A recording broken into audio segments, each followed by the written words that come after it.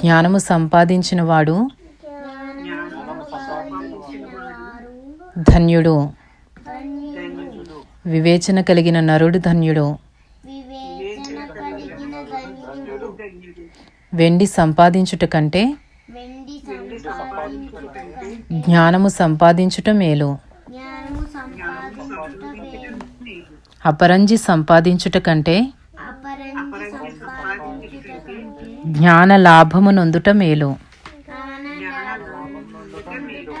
పగడముల కంటే అది ప్రియమైనది. నీ ఇష్ట వస్తువులన్నీ దానితో సమానములు కావు. దాని కుడి చేతిలో దీర్ఘాయువును, దాని ఎడమ చేతిలో